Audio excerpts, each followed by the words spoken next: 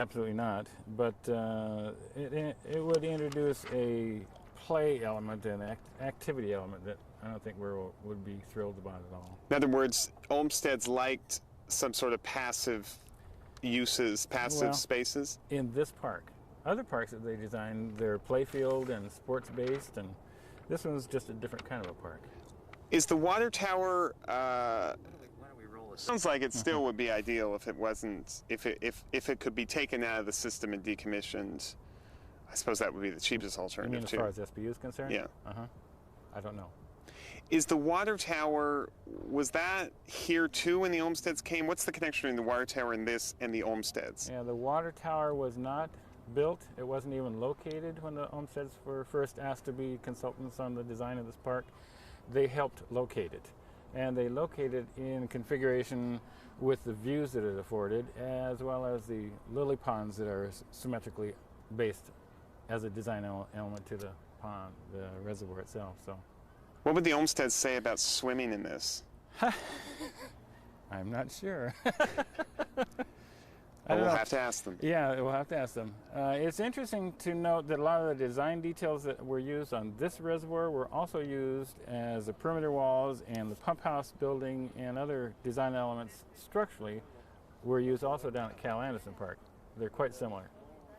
And the historic pump house is obviously still active at this place, as it is still being used down at Cal Anderson. Is it still being used? Yeah. I assume that you would want that retained too, no matter what happened. Sure. Yeah, just like down at Cal Anderson, it's a nice design element. It's been there for since the very beginning. What would be the view of Friends of Olmsted's if you sunk a new reservoir in the amphitheater garden? Well, the end product might be wonderful as far as SBU is concerned. The construction project in that location would be massive. I mean, if you're familiar with the construction project that happened at Cal Anderson, it took years. The end product there, again, is very nice looking, but oh my gosh. It also, I mean, they had the advantage that they weren't within a park. At least they were, you could access it much easier. They were creating a park kind of out of nothing, but in an already existing park. So once again, just one more sort of see the shining sea view about this water element and why it's so important. And it's what's special about water to the Olmsteds, and what's special about this water? The Olmsted brothers, when they first came here, were in awe of the aspect that the whole of Seattle has towards its water base, like Lake Washington, Puget Sound, and everything. And the fact that this reservoir was under construction, under final design work, they used it as a visual reflective element in the park design, and the whole park sort of focuses around it as its central. So it's important that it be there, I think. Great. That's perfect. Me talking? Both of you, a little bit of both of you. It seems to me like you guys are going to win this battle. I mean, I don't want to, maybe battle's too strong, but it sure seems like they're listening and that they want to do what they can to not mar the Olmsted legacy here. Well, they were actually pretty wonderful to work with down at Cal Anderson, and I anticipate working with them again on this one. So, yeah, they're supportive of design features down there, kind of maybe even beyond what they ever considered doing 5 or 10 years ago, even. Maybe originally scheduled to be earlier. Right, it was supposed to be number 2. Pushing it back as a way to kind of test the decommissioning. Take it offline for a year or so or whatever, and see if you can. Well, it's my understanding this water tower and the 2 water towers on Queen Anne Hill are at the same elevation. They pump back and forth. When they need to empty this one and clean it or maintain it, they use the water that's in this reservoir, right, or the tower that's here, but also the water that's on Queen Anne, because they're at the same elevation, gravity feed aspect. So, and that's one of the reasons it's here. So it can be at the same elevation as Queen Anne. I think they want to test that, and also it's the in-city storage. Yeah, the way they've needed it in the past, and that's why they're actually taking Roosevelt. They're decommissioning Roosevelt when that Maple Leaf one gets agenda items. The Friends of the Olmsted, our group, you mean? We always try to keep our ear to the ground and keep track of what's going on in historic Olmsted legacy parks, and there's a lot of them in Seattle. And it's our sort of self-imposed mandate to keep track of what's going on that are proposed changes for Olmsted Parks. And the Olmsted brothers worked here for about 35 years, and they did a great deal of design work, all the way from master planning all the way to detailed construction drawings. So some parks have been totally designed by the Olmsted brothers, and some of them have been just either influenced or they've been built because of their recommendations. There's a whole broad spectrum. So this one happens to be one of the most extant, original, still looking like it used to look 100 years ago, projects that they worked on. Because the others have been changed. A lot of them have been changed. Cal Anderson Park, as we were talking about. So this guy started the business, and then those guys were the ones that carried it on. I mean, this guy did Central Park, right? Their first job. Okay. That'd be their first job. Him and Kellogg Box entered the design competition. Senior had already been parks superintendent for the city of New York previously, several years before that. Then he wandered around South and wrote a bunch of things about emancipation and civil rights and civil war. He was an author, vagabond, writer, travel kind of guy for several years. Between the time when he decided, maybe I should enter a design company. I know all those people and I know the property. And they won. And they won.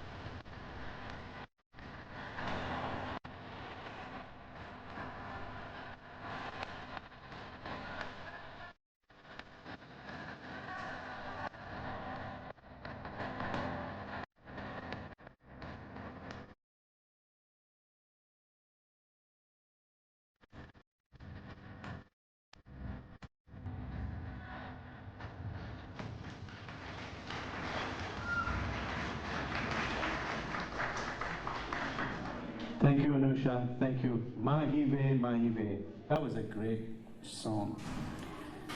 Ladies and gentlemen, let's welcome Kinnor Aryal now on stage.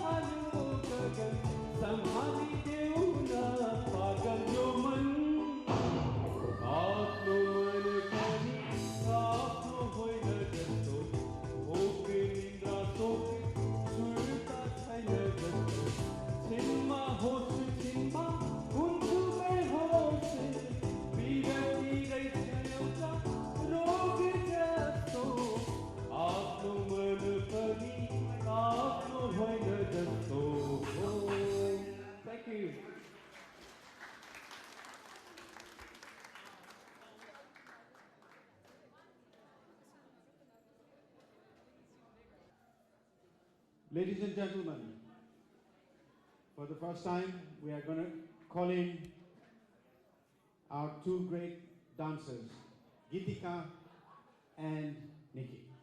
They're going to come here and perform a very, very lively song. Put your hands together for these two young, beautiful girls. Thank you.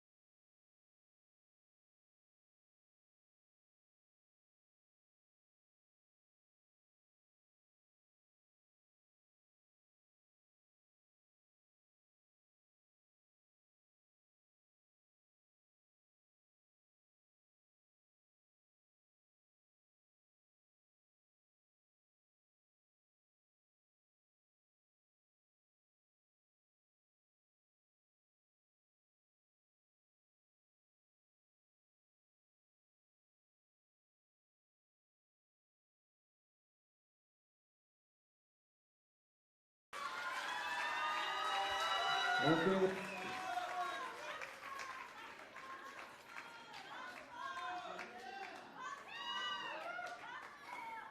Once more. Did I hear it once more?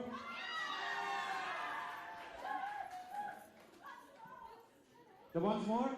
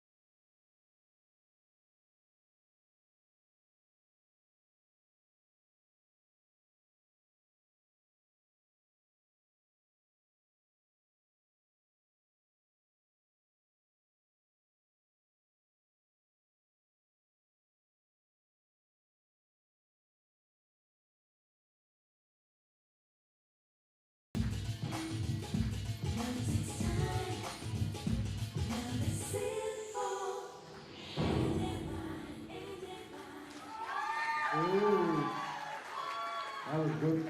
And the white. Oh, it's a white van. Excuse me for saying earth.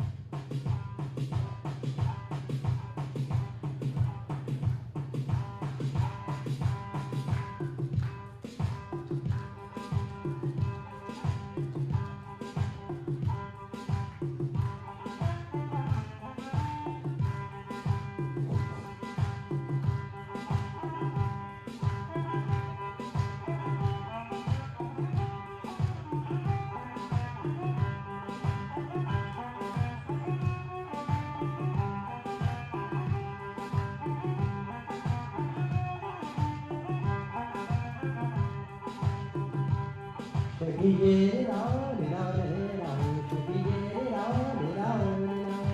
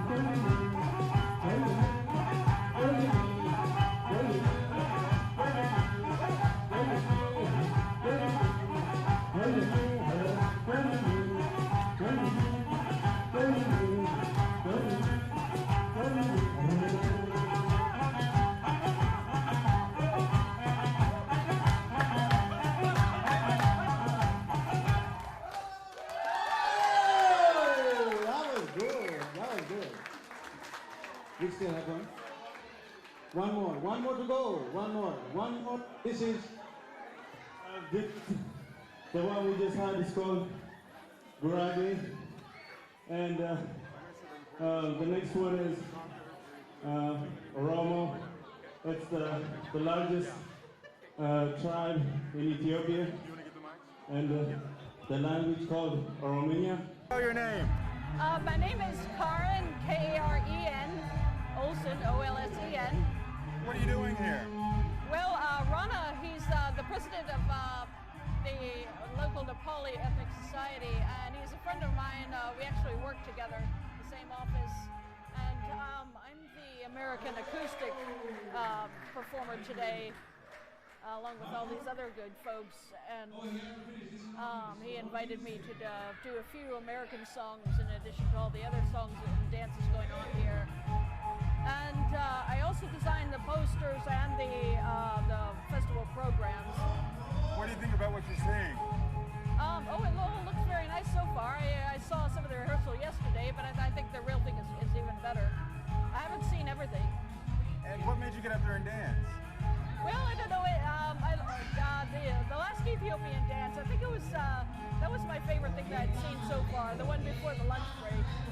And it kind of reminded me that 2 Folklife festivals ago, there was a lot of East African music that I enjoyed dancing to. So it kind of inspired me to sort of jump up and take part in that. Had you heard or danced Ethiopian music before today? Yeah, but it was like Folklife before last that I last did that. This event, this is the first year for it. What do you think of it? What? The first year for this event, what do you think of this event? You think it'll last? Well, considering that we're competing with the Bite of Seattle this weekend, it seemed to have a good start. What do you think the purpose is of this event? What? What's the purpose? The purpose, I don't know. I think it's to get these different communities some more visibility, as well as to engage the younger performers, to get them more involved, to give them performance opportunities. You think this event will survive? You think it'll be here next year? Well, I mean, anything is possible. I don't, it's really hard to say for sure. It depends on the budget to put the thing on and all that, and how much promotion and advertising we can get done, and how many other people and organizations we can get on board. The more support from the community, the better, I suppose. You think get some board. Yeah. Thanks, Karen. All right. We'll drop this down. We'll drop it down.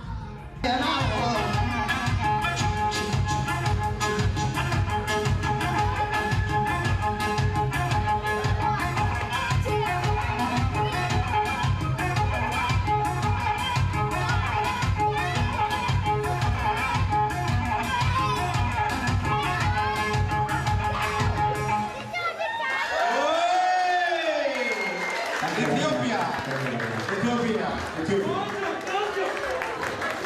Thank you.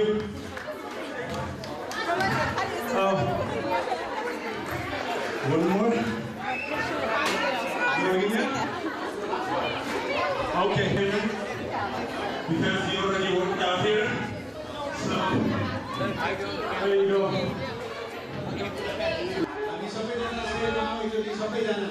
Last number of the Ethiopian dance. Last number. Okay, let's go.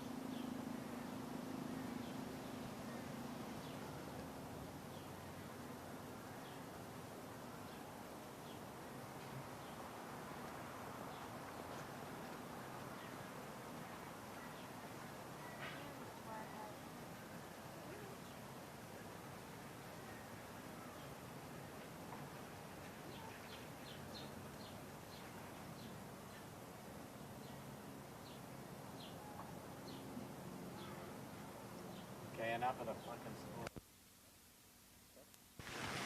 Test.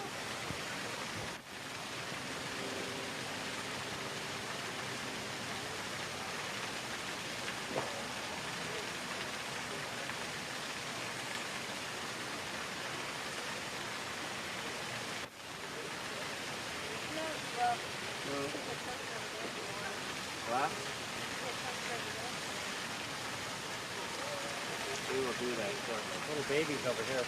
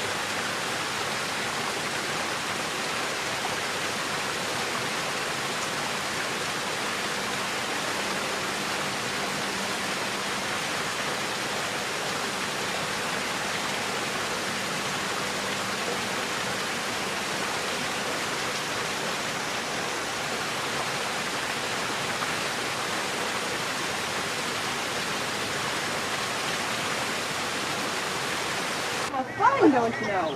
You're a mess. You proud? You know that? Who's a mess? Not Eric.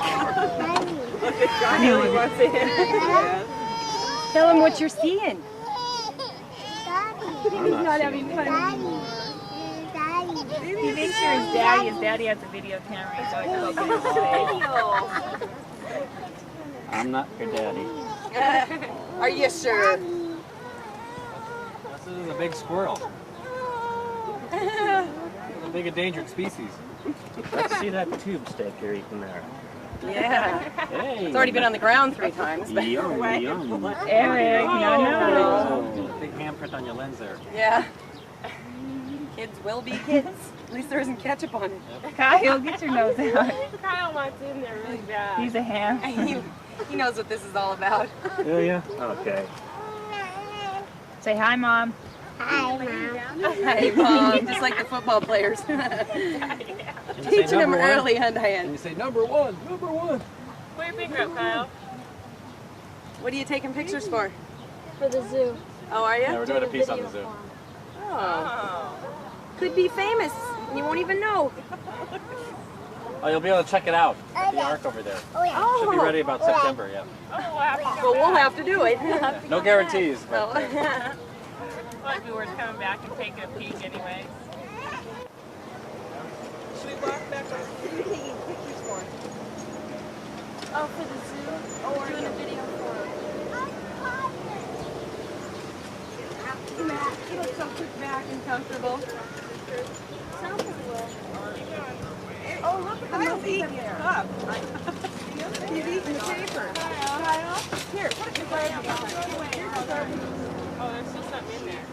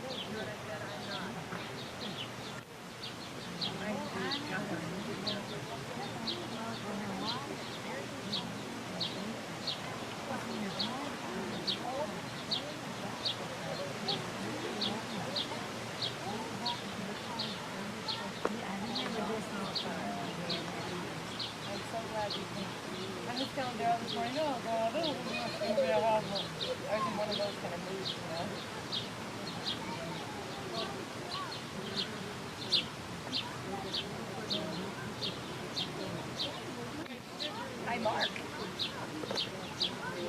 Here, Diane, let me get you in there. Tell me what to do.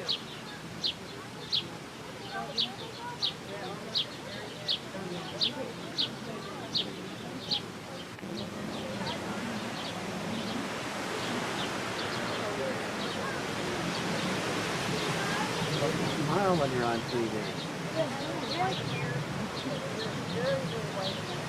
Like you're having more fun than you've ever had.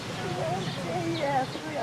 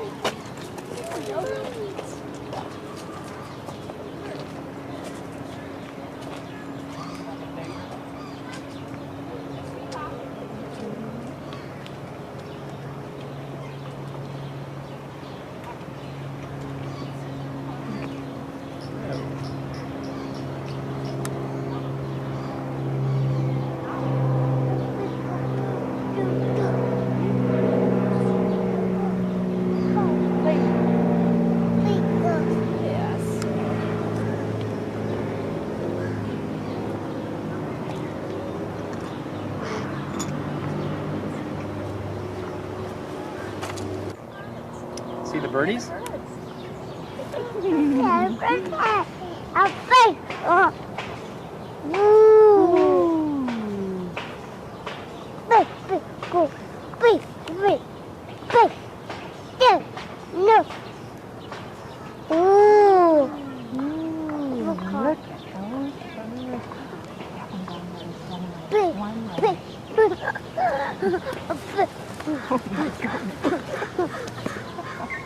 You like those birds, don't you? No. Look. Get. Go. Back. Look. Ooh. Get. Go. Go. Back. What are you guys doing?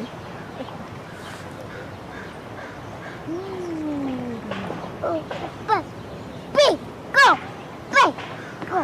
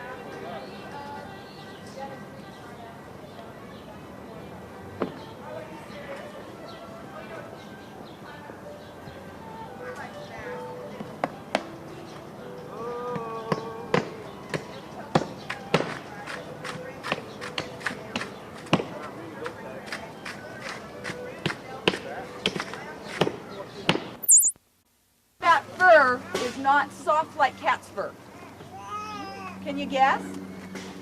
Because it's not a cat. Because it's not a cat. Okay, that's right, because it's not a cat.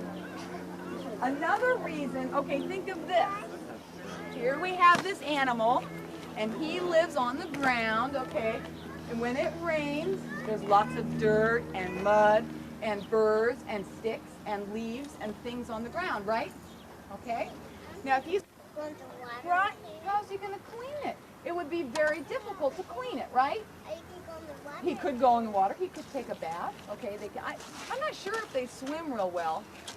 I really don't know if they can swim well. I imagine they can swim. I don't know if they're real prolific swimmers. Will not pick up lots of dirt and stuff, so it's easier for him to keep that kind of a fur clean rather than having thick, poofy fur like a cat or a dog. Okay? So here we have, now you notice when he walks around, he does kind of jump a little bit. Now if you look, you think about it. Now, okay, this animal lives in gardens, right? Mostly in gardens and parks and stuff in Europe.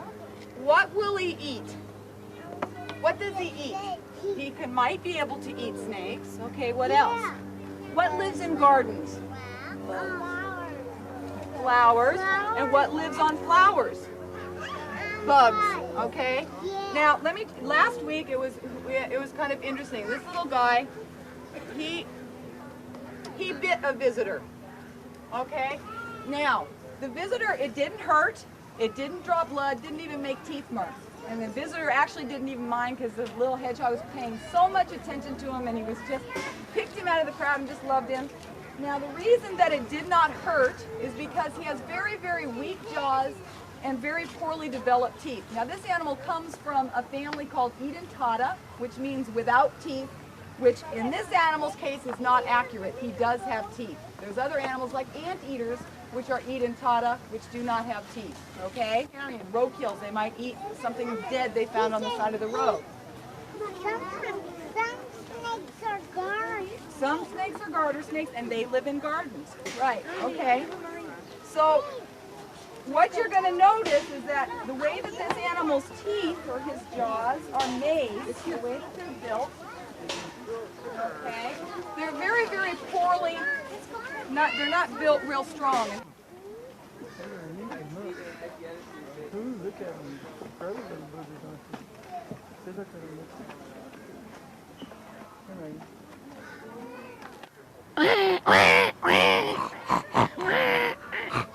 Uh-oh, we're losing our minorities. Damn, our minorities. We lost them. Hey, pork McMuffins.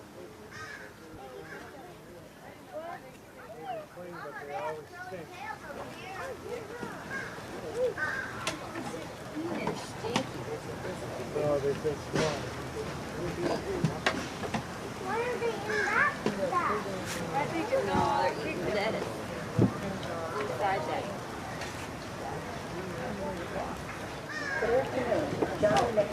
Yeah, they just get right in there. To the west gate. John goes to the west gate. I don't watch. How did they clean this out? They're babies. She always did. They wallow in water.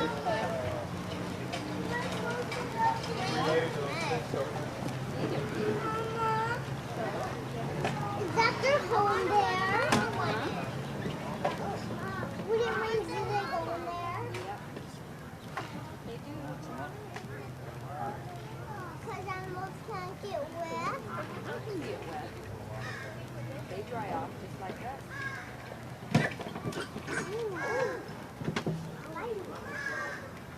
That for me.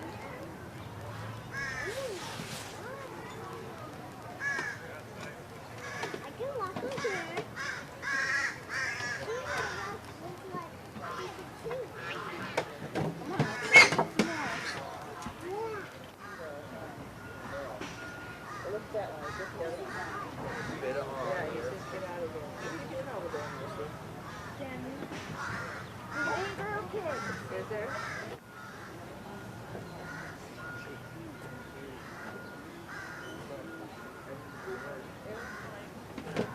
Don't give me that dirty.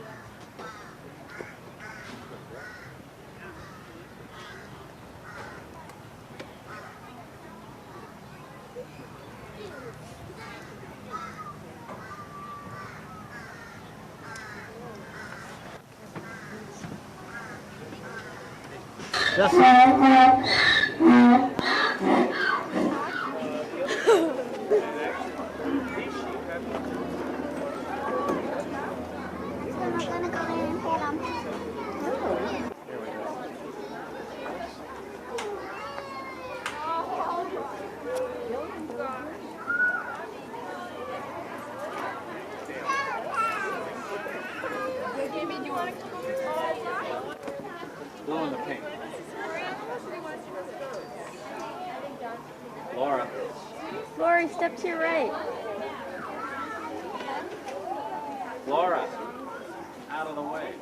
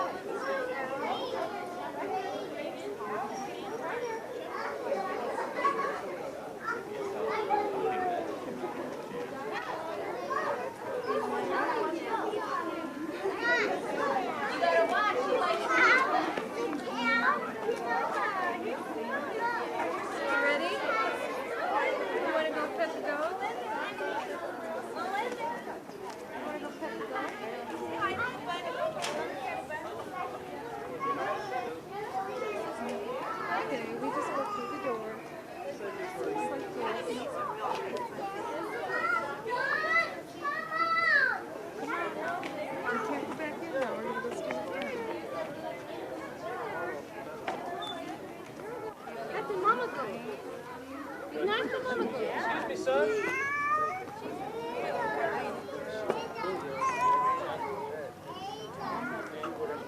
That's pretty neat, huh?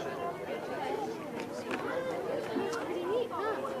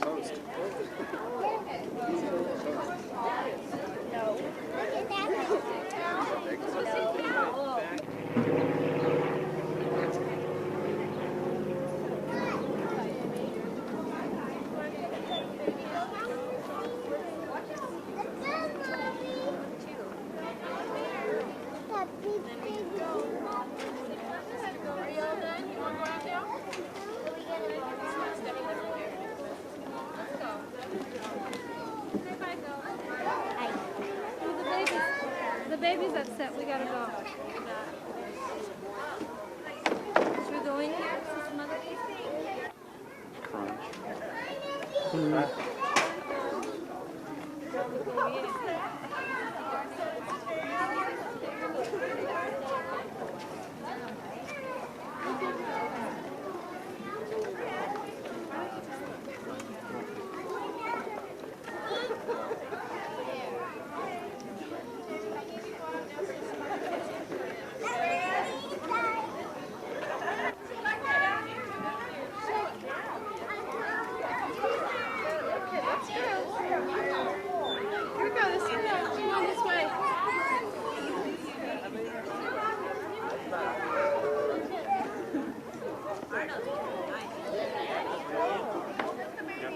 The other way.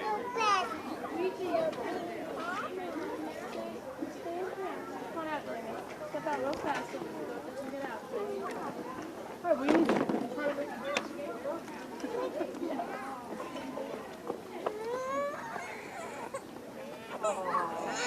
Jamie. We're gonna interview you too. Okay. Hey, Jim. So what do you see? What kind of animals do you see? What's this? That's a microphone. That's a microphone. Show me the animals over there. Tell me what kind of animals you see. I wanna go. You want to go where? I wanna go Mama. Are you where are you today? Are you at the zoo? Yeah. And what are you doing at the zoo? What are you doing at the zoo today, huh? Where's Avery? Where's Avery? You're being a great interview. You'll never work in this market again. Mama. You're never going to work in this market again. Jamie, say hi, Mom. Say hi, And Mommy. wave. You can say hi, Mommy, and wave into the camera? Look in here, say hi, Mom. Say hi, and Mom, wave. Look at that and say hi, Mom. Hi, Mom. Can you say hi, Mom? You're such a good actor. You want to know what your motivation is? Yeah. Okay, bye. See you later. Okay, so you want to ride in the stroller, Jamie?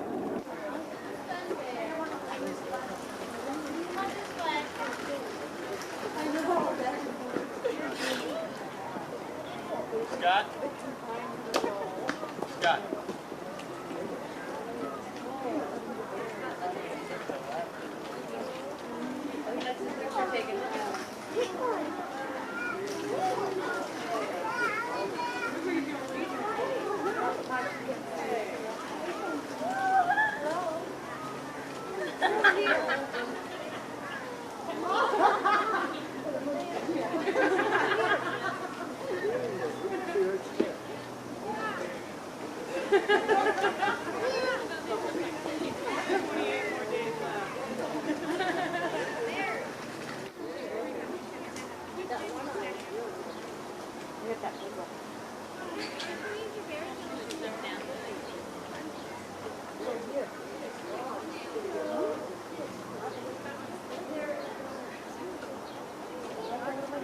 It's raining again, so.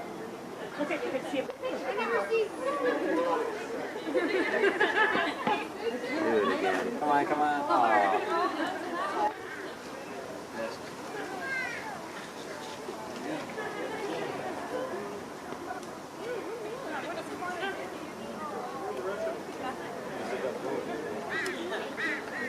He says he's doing it. Whatever it is he's doing. We were going to shoot up from up above there. And, we've got permission to do the documentary.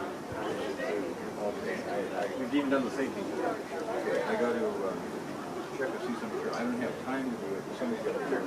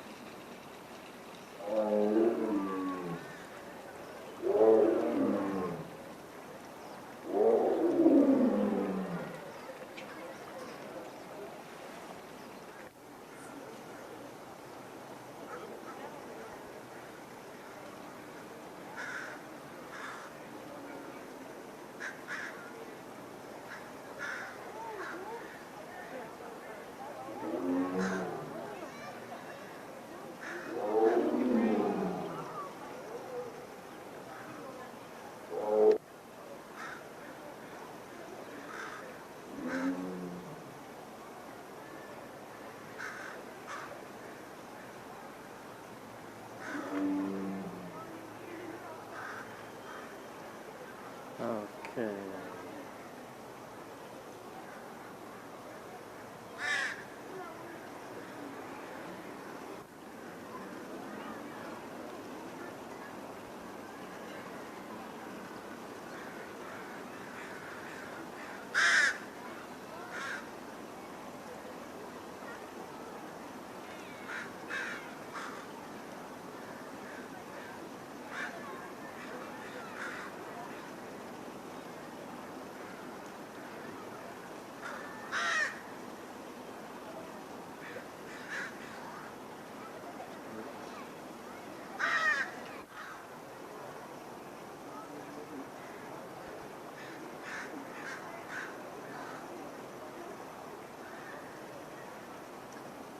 Gotta pick up some formification here. Not tonight, honey.